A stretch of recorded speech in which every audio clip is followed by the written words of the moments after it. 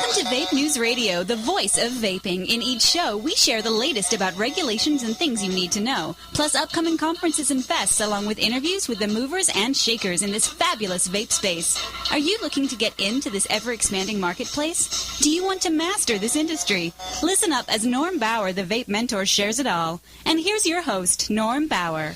Hey, everybody. Welcome to Vape News Radio, what we call of the voice of vaping. And of course, this is your host, Norm Bauer, here to educate you on the business of vaping, the business of e-cigarettes. If you're coming here to kind of think that you're going to be getting reviews of the different e-cigarettes and the different reviews of the different types of juices out there, that's not really what we're all about. We're all about the business of vaping. We have 3 sections to the show, and the first section is the one I'm going to dig into right now, where we kind of talk about what's been going on in what we call the vape space, some conferences that are going on, some really interesting changes of direction since the FDA decision from a couple of weeks ago. So let's go ahead and dig in with that. Now, if you remember at the last show we had a couple of weeks ago, I was mentioning that I was going to be going to Chicago, and of course I did, and I came back. And some interesting things going on out there. This was called Vapor World Expo, and this was an interesting combination, which one I'm going to talk about in Section 3 of this show, because what I'm seeing is that there's 3 very specific business models out there in the event community. There's the fests, or the festivals, which are kind of excuses to party. And there's the trade shows, which are more the NATO type of things, which we're going to talk about in our second section when we interview Don Boers. And this was a different animal here. This was actually kind of a smushing, a mashing up, if you will, of a trade show along with a vaping festival. It was very, very good, and again, I'm going to share some more information with that as we move along. I want to mention something coming up that's very, very significant in my world, and it's the first anniversary of when I founded VapeMentors, and I am redoing a lot of different things in honor of that. I'm updating my website, I'm updating my logo, I'm updating a lot of the technology behind the scenes, and here's why. You know, like a lot of people, I kind of came into the vape space. I'm going to call it by accident, although nothing ever happens by accident in my world. But it was last 4th of July in Newport Beach, California. I walked by a store and it said vaping. And I went in and I said, what the hell is a vape shop? And from there, they addressed what a vape shop was, and one thing led to another, and here I am almost a year later.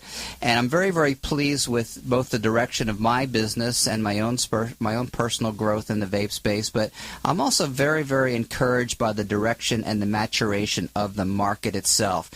You know, what we saw as being a fringe element just a couple of years ago, run by some cowboys, is not necessarily gone, but it's certainly being infringed upon what I call the more serious, more affluent, more experienced people who are coming into the vaping space. So the B2B market is obviously changing, and the B2C market is changing for sure. And I'm going to share with you in a moment a special report that I put together which really talks about that specific thing, which is the demographics, the metrics of the changing marketplace, because make no mistake there. You're going to have to edit that out, Paul. We already made a mistake. Make no mistake, you're going to see a lot of changes in the vaping market in the future.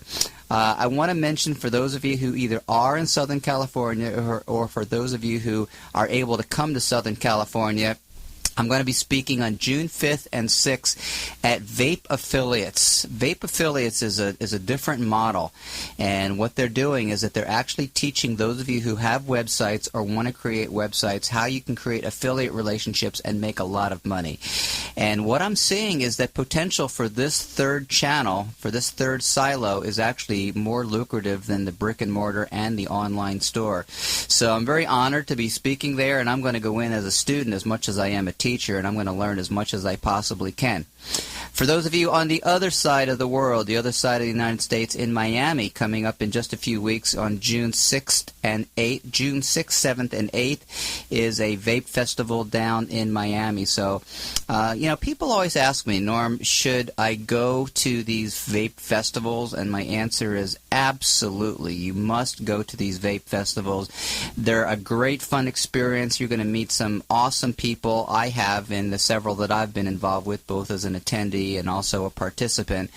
And it's just a great way to kind of get a sense of the direction of the marketplace, to see where you fit in, how you fit in, and in some cases, if you fit in. So anyway, one of the persons who spoke at our Chicago event was a woman named Bonnie Herzog. That's Herzog. And I want you to write her name down. So Bonnie is a financial analyst with Wells Fargo Financial back in New York.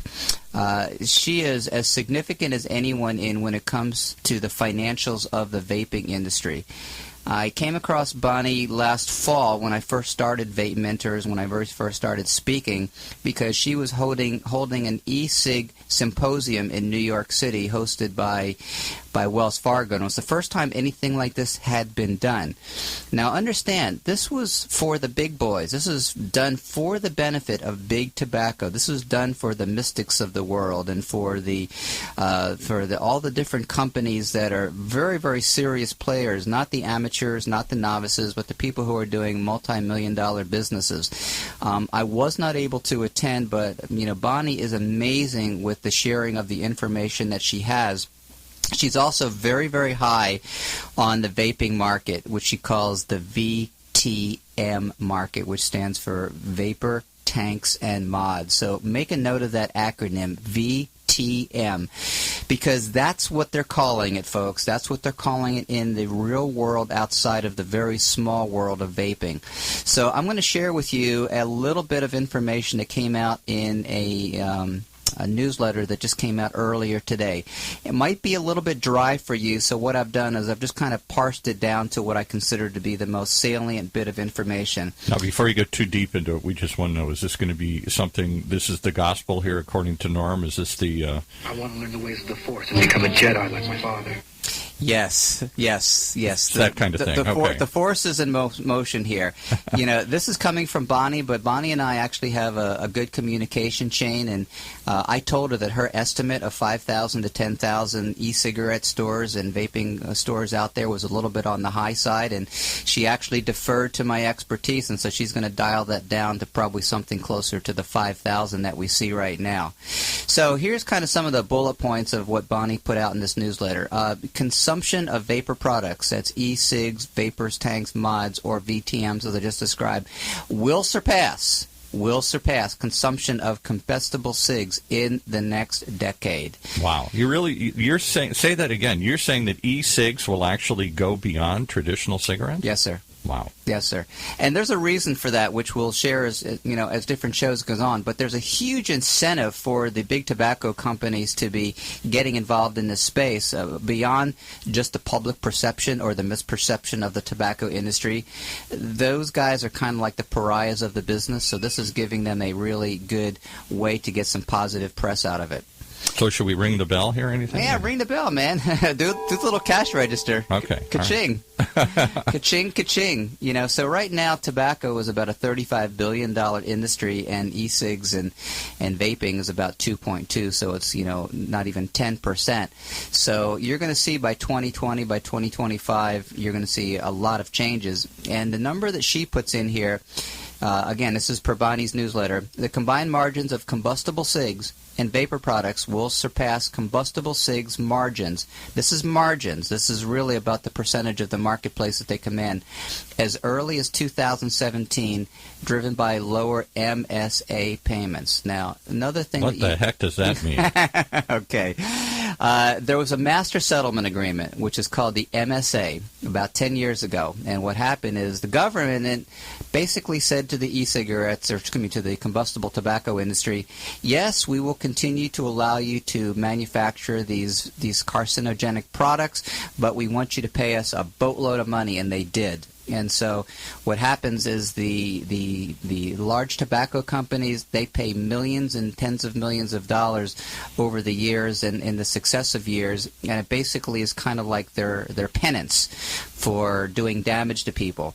So what happens is the government is kind of, I'm going to say they're blackmailing. They're actually extorting money from the tobacco companies in exchange for allowing them to do business. Well, right now, that MSA, that Master Settlement Agreement, does not affect the e-cigarette space. So that opens up two potential dialogues here. One is, will that change in the future? And the answer is probably yes. And also, since the big tobacco companies have a big incentive to put more of their focus on e-cigs, since right now it is not taxed as heavily, obviously that's a huge impetus for them to continue to go down that road. So it's almost like they're being pushed into getting out of the, as you say, combustible cigarette market, the traditional flammable product here that they've been slammed on for so many years. We're going to say that they have some very strong incentives to get out of that combustible e-cigarette market. Yes, absolutely true. Okay, so here's kind of the model that Bonnie is comparing it to. She's comparing it to the razor blade model. And what she sees is that, when someone sells a razor blade, they obviously have a little bit of a margin, but the margin on razor blades is on the disposable end of it.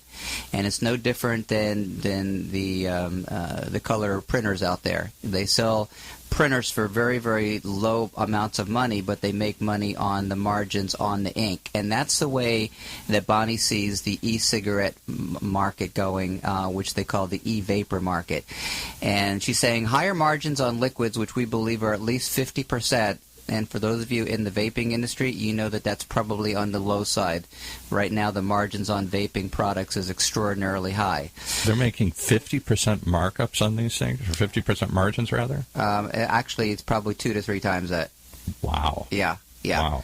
Yeah, and that of course is a big reason with Paul why so many people have and want to get into the vaping industry. The juices are very, very reasonably priced, and they're going to be selling for, in most cases, 2 to 3 times your cost. So, but that's going to change over time as big tobacco gets in. You're going to see the margins coming down a little bit, but still extraordinarily generous. You just don't see margins like that in too many products. Wouldn't you agree? Yeah. I mean, every time I hear margins like that, I just want to say, yeah. Is that a quote? That's directly from me. Okay. All right, so I'm going to finish this up because we're running out of time here on section number 1 of the Vape News Radio Show, The Voice of Vaping. So the question is, who's going to win the vapor war? And again, this is coming from Wells Fargo. They're looking at it from a little bit of a different perspective because, again, they're looking at it from a very, very tall 30,000-foot perspective as opposed to most of us here on the ground who are seeing it in the, real world. We obviously see the growing number of vape stores. As I have clients all over the country, one of the biggest challenges that they find is finding a location. Because they find that it is very competitive. Some landlords don't want to have a vape store in their commercial environment. Sometimes there's already one in there. And what about all the city regulations popping up everywhere? Yeah, man, that's a whole different animal there. Some cities are easier to work with than others, and some cities I've actually had to put proposals to the permit or licensing department to get them to understand what a vape store is. So the reality of it is that, yes, the smaller cities are going to be a little bit more challenging to work with, but your larger cities, they pretty much classify these industries as being specialty retail. Well, and we have lots of guests that have come into this show that have all tried to go down to the city hall and apply for license, and their immediate reaction was, "What the fuck?" Not as easy as they thought it was going to be here. Give a man a sound machine and he goes crazy. Well, you know what? We are not regulated by FDA, so you don't have to bleep anything out on this show, my friend. You can go ahead and come out with whatever we want to say. But isn't that really the truth? I mean, people walk away. This isn't opening a shoe store. You can't just walk in and do it. Absolutely not. Absolutely not. Although a lot of people think that they can. So, all right. So here's kind of where the rubber hits the road. The MSA settlements, which again are the Master Settlement Agreement segments I just spoke of a few minutes ago, are probably going to change. And what she says is, we believe investors aren't fully appreciating the volume adjustment component of the Master Settlement Agreement, which will decrease as cigarette volumes decline. So what that means is that as the big tobacco companies sell less and less cigarettes, obviously the government's going to get less and less money. Therefore, the logical conclusion is that they're going to hopefully make it a little bit easier for e-cigs to move forward, for vaping manufacturers to move forward, and so that's really the bottom line, is that even though sometimes we feel the momentum is against us, the reality of it is the momentum is going in the favor of those of us in the vape space. So, anything you'd like to add before I mention some of our advertisers, Paul? I think it's time. All right, so the show is sponsored by Blow, BLO Emporiums, and Blow Gourmet E-Juice. If you are looking to open your own shop with a turnkey package, or if you want to develop your own line of juice, give us a call at 949-495-6162, or send me a note to norm@VapeMentors.com. So we're going to take a little break, and we're going to come back with a couple of really awesome interviews. Do not go away. This is Vape News Radio, the voice of vaping.